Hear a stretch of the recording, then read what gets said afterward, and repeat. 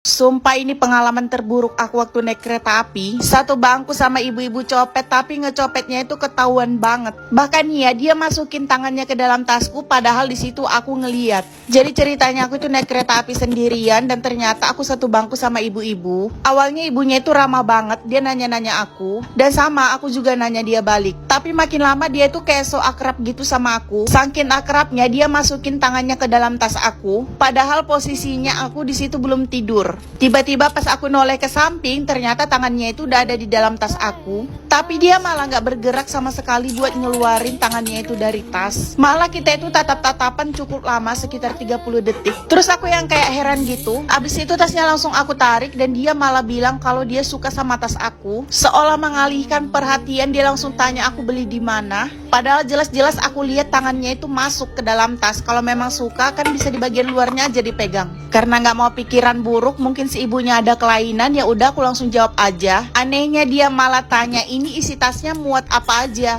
Aku bilang muat HP sama dompet. Terus dia malah nanya lagi, terus di dalamnya itu ada dompet nggak? Aku bilang ada ya, aku nyimpan dompet kan di dalam tas. Terus dia kayak yang cuma oh. Terus nggak lama dari situ aku kebelet ke toilet. Karena dia duduknya tuh di pinggir dekat jalan dan aku duduk di jendela, aku permisi lewat supaya si ibunya itu bukain jalan. Terus dia tanya mau kemana? Aku jawab ke toilet dan kalian tahu dia bilang apa? Dia suruh aku buat nitipin tas aku karena katanya kalau di toilet itu susah kalau bawa tas. Gila-gila aja, aku nggak percaya dong. Orang jelas-jelas dia masukin tangannya ke dalam tas aku, tapi dia malah maksa dan narik tas aku. Di situ kami udah tarik-tarikan. Untungnya ada abang-abang di sebelah kita duduk langsung ngelerai si ibu itu. Aku benar-benar udah nggak nyaman duduk di situ sampai akhirnya aku cari bangku kosong dan ternyata nggak ada bangku sama sekali.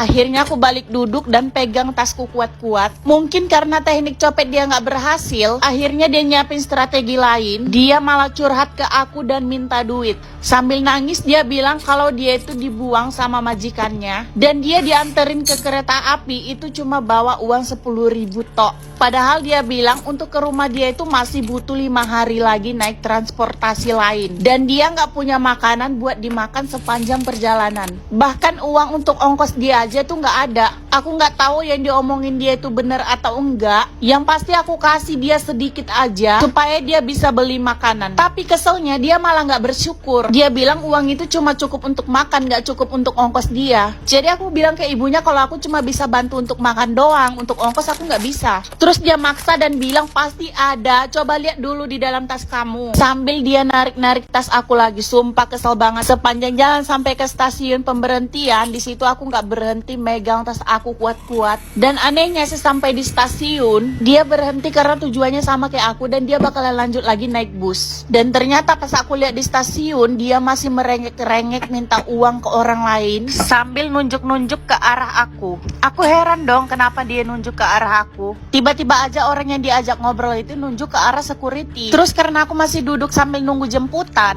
tiba-tiba orang yang dia ngajak ngobrol tadi datang sama security dan dia jalan tepat di belakang mereka. Di situ security-nya langsung nanya ke aku, apa benar kalau aku yang ngambil uang si ibu tadi sampai dia nggak punya ongkos lagi buat pulang. Di situ aku terkejut dong. Ternyata si ibu tadi minta uang ke orang yang dia ngajak ngobrol tadi, bilangnya kalau aku yang ngambil duit dia. Yang akhirnya dia jadi nggak punya uang buat ongkos pulang. Dan orang itu jadinya malah ngelaporin ke security. Oh ya, makasih udah dengerin cerita aku.